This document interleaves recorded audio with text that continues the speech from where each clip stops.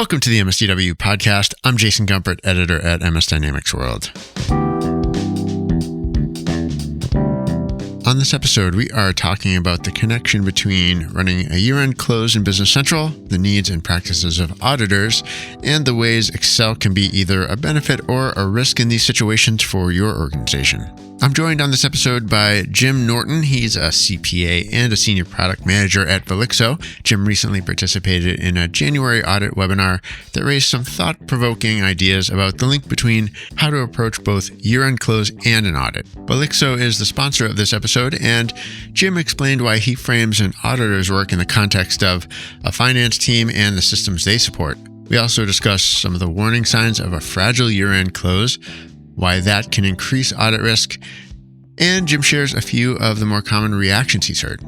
For Business Central customers, the risk of audit friction is very real, he says, and that recent panel discussion, which we'll link in the show notes, identified some typical risks like disconnected Excel-based reports. But as Jim explains, Excel can either increase risk or provide an operational advantage, and the right approach empowers finance teams while keeping their Business Central system working for them around close and audits. All right. Well, Jim, thank you so much for being with me today to chat. Why don't you tell our listeners a little bit about yourself and your role at Velixo? Sure. Thanks for having me. So my name is Jim Norton. I'm a senior product manager here at Velixo, and I'm on the marketing team. I focus mostly on showcasing our product and what it can do and getting people excited about potential use cases that they can unlock with Velixo. All right, excellent. And I know you and your team just did recently a webinar where you were discussing audit issues, and I'm really looking forward to kind of jumping into some of the topics that you raised and some of the ideas that the Velixo team has sort of put forward. Some of them really are kind of interesting in maybe even a philosophical way. So I'd love to get into it here. In that webcast, it was about year-end close, and you made the point that auditors don't audit effort, they audit evidence, consistency, and control. What does that mean to you in terms of the way finance teams work? So I've been on both sides of the table. That's something that's a little bit unique about me. I started out my career in public accounting. I have my CPA, I've been a controller and CFO, so I've seen it from all the different perspectives. And basically what it means is that no matter how much effort you put in, that doesn't necessarily reduce your audit risk. So auditors aren't coming in and scoring you on how hard you worked in January. They're evaluating whether the process is producing reliable and repeatable outputs. They care about whether reconciliations are performed consistently. They care about whether reports tie cleanly to the trial balance and whether they can trace the numbers back to ledger entries. If a team says, well, we double checked everything this month, that doesn't necessarily change the audit scope. What changes the audit is having that structural consistency. So it's really more of a design issue than it is an effort issue. All right. You've also said that you think of audit and close as the same operating model. What does that mean in terms of system design and workflow? It means really that audit should not be this giant standalone project that happens once a year. People should build their systems and implement their systems with a goal in mind of always being audit ready. Audit really you can think of as like a stress test for your close. So if your monthly close is producing accurate, reconciled balances that you can support and have schedules for, then audit shouldn't be a whole separate version of that reality. So the goal essentially is to have one model where all the adjustments are in the system, our supporting schedules are perpetually maintained, our reports are tied out, and there's no rebuild effort at year end. Yeah, and with year end, I think another one of the points that was made was that finance teams have to do things at year end that they don't do normally throughout the rest of their year, the rest of their work. You talked about this. Why do you describe it as a problem? I think anything that happens only once a year is kind of inherently unstable. When people go look back at this one supporting schedule that maybe they only touch once a year, first of all, they probably don't remember what happened a year ago. And it's going to make it harder to put that information together. It actually tends to take more time to do these once a year updates rather than just keep things up to date on a monthly basis. Are there early warning signs during monthly close that January is going to hurt? Yeah, there's a few things that you can generally pick out pretty easily. And, things like if we've got reporting that's driven off of static exports, that's generally going to be something that creates a problem at some point. If there's manual roll forward schedules outside the system, like somebody is sitting there typing in changes in account activity in maybe a balance sheet schedule, that's risky. Late journal entries, of course, if there's late journal entries or really any entries, then people are going and rebuilding the whole schedule again. Multiple versions can be a risk of these disconnected, isolated workbooks. And there's also a risk, although sometimes it's unavoidable, that there's only one person that knows how anything works. Right? And of course, some small organizations are stuck in that situation, but the more that you can spread out the knowledge, the lower your risk is going to be. Yeah, and I imagine some of these are kind of universal, but are there any maybe that you just touched on or any others that maybe our listeners who focus on Business Central might look for as signs for that system in particular? For sure. So I think one of the things that is often particularly important for Business Central is the supporting schedule piece, for our material accounts. Auditors are going to look at your big numbers like your AR, your AP, inventory, WIP. They're going to look at intercompany, and they want to know that the schedule ties to the trial balance. For example, if we have job ledger entries that don't reconcile to the GL monthly and BC, WIP testing can be harder. Right? So with Business Central, where we have this environment with very clear subledgers and general ledger, it's key to be able to reconcile those on a timely basis and a repeated basis. So I wanted to talk a little bit more about another point from the recent webcast. The panel was talking about how year-end exposes weaknesses that already exist in the close process, which I think kind of sounds like a valid argument or a valid observation. Going back to Business Central environments, where do some of those weaknesses become most visible under audit pressure? I think, again, the supporting schedules can be an area where those become very obvious. Right? If we start seeing numbers that don't tie because there was a static export of GL detail from Business Central, that could be a challenge. If the reporting logic is kind of living external with no tie back to Business Central, your auditors are going to spend a lot of time reconciling. Another thing that is a little bit simpler, but is very important for Business Central is the concept of closing dates and restricting posting. It's not necessarily mandatory that one does that in Business Central, but I would say that it's super important that organizations do that. Otherwise, you could be working with a moving target, and there's nothing worse than that in audit context. Right, because if the auditors can spot those potential gaps or potential sort of missing points in time, that could raise flags.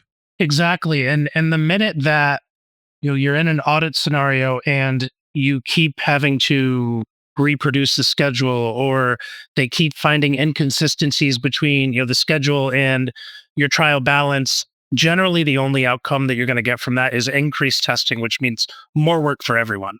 Mm-hmm. And going back to spreadsheets outside of ERP, for a Business Central shop, what's the difference between Excel that extends ERP versus Excel that is becoming a parallel system? Yeah, that's a good point. I think generally the way that we work with Excel as accounting and finance professionals is we're using it to reshape data. And the difference really is whether Excel's taking its information directly live from BC's data model, or is somebody trying to use Excel to basically create a whole shadow accounting system.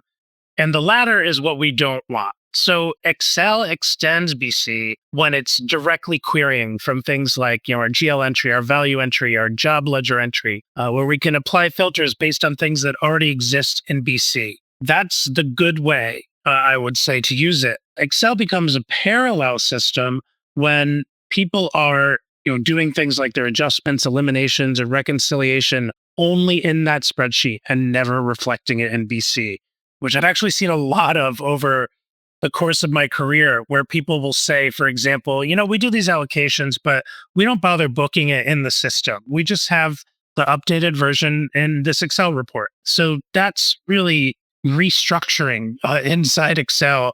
And it's dangerous to have that kind of rogue source of truth. Yeah, if you're looking to identify audit exposure for a Business Central environment, is that something you would look at? Are there other symptoms or signs you would look for assessing audit exposure? Yeah. And I would say really it comes down, for a large part, comes down to the architecture, right? So when we look at reporting that's produced by management, auditors always call the people who work, in the organization, they call them management. And we want to know, where does that reporting pull from? Is this live data if somebody's handing me an Excel sheet, or are we looking at exported data sets, right, that are static? When a journal entry posts, the auditor is going to want to know, like, what is the workflow? How does that move through your system? Does it automatically update your reports, or do you have to manually update workbooks? They're going to want to know, if you have multiple entities, how do you structure your consolidations? So, can we trace our eliminations back easily to company ledgers? And then supporting schedules, again, that's like the lifeblood of an audit. Right? So supporting schedules for material accounts, I would be looking at, are these maintained monthly? Is it easy to see how they tie to a ledger? So if reporting architecture aligns with the ledger architecture, essentially, then your exposure is lower. Right. But if we're looking at periodic exports and manual bridges as a matter of regular practice, I would say audit exposure is higher.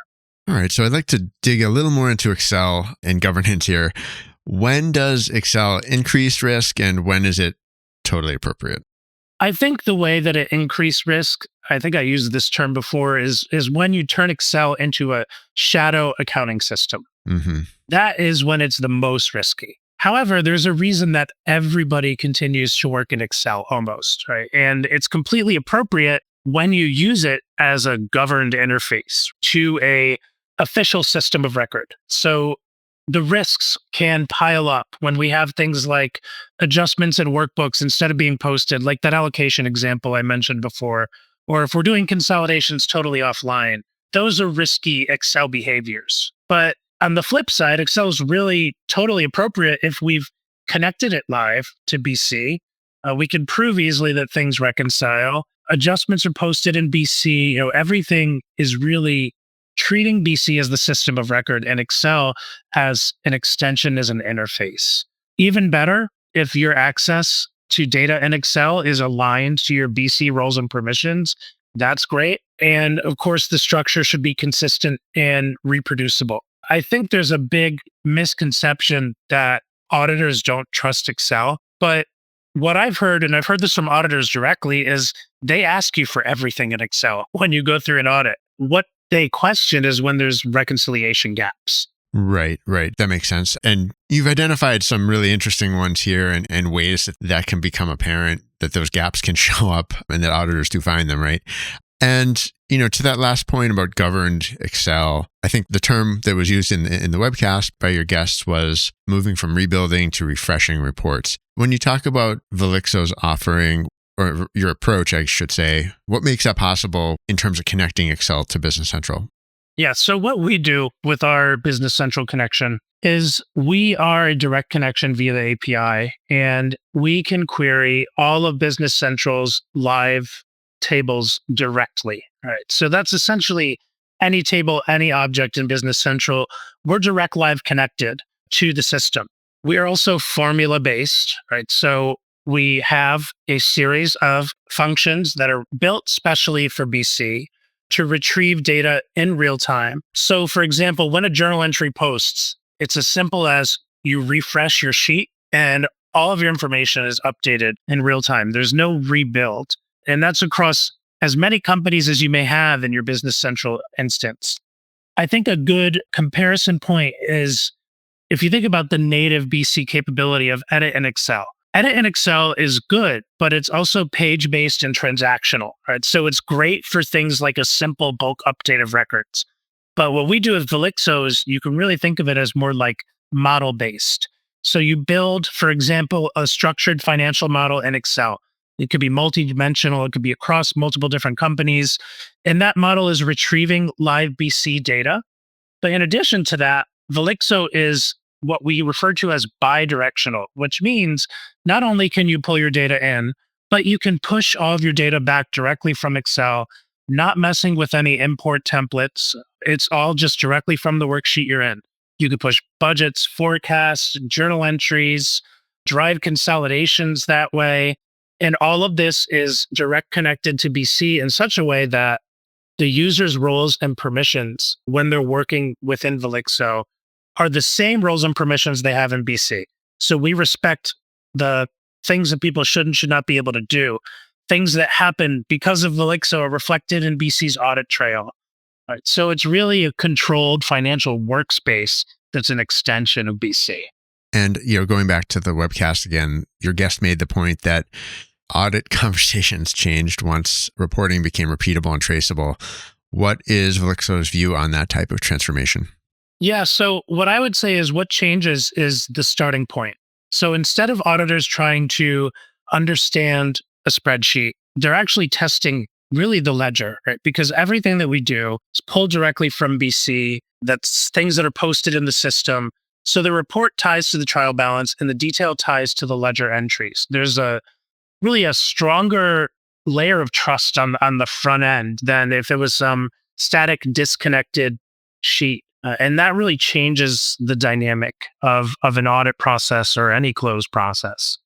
Yeah, that certainly makes sense. And I think it gets back to, some of the points you were making earlier about evidence, consistency, and control, that when the tools can demonstrate those qualities, it probably really changes the whole conversation and the approach of an audit experience. And for Business Central, if a controller who's working in Business Central sort of recognizes some of these before types of conditions, what would they expect to improve first if they deployed Velixo? I think the first improvement they would see sounds simple, but it's for a lot of people, it's life-changing, which is that your reports don't break because somebody made a late entry, right? So, they're going to have that up-to-date data without having to reinvent the wheel. They're going to have the reporting structures the way that they want them outlined without having to necessarily understand financial report writer within the native product. They'll have a lot more flexibility in the way that they lay things out. I think structurally, supporting schedules, for example, in a close or an audit situation will be aligned with the ledger because they're pulling directly from it. And there's a cultural aspect to it really as well, which is, the team is going to feel a little bit of relief, right? Because they're not rebuilding workbooks. They're not defending spreadsheet logic to talk about where the number came from because the number came from the system. And they're working inside a model that's perpetually bidirectionally connected. So the stability factor is really just going to uplift pretty quickly. Yeah, it almost sounds like a morale boost to free yourself of some of those pains. It would have been when I was a controller. I mean, I was a controller pre-Velixo, but I wish I had it. Very interesting. Well, I really appreciate you taking the time to sort of share some of these perspectives and recapping some of the things that you discussed in your recent event. Jim, thanks so much for being here. Yeah, thank you, Jason. This is great. This has been another episode of the MSCW podcast. My thanks once again to Jim Norton for joining me. And for more information, you can check out the recent panel discussion from Velixo. We will have a link in the show notes. And that's it for this episode. If you want to get in touch with me, you can send me an email, jason@msdynamicsworld.com. For all of our updates, please do follow us on LinkedIn. Until next time, this is MS Dynamics World, signing off.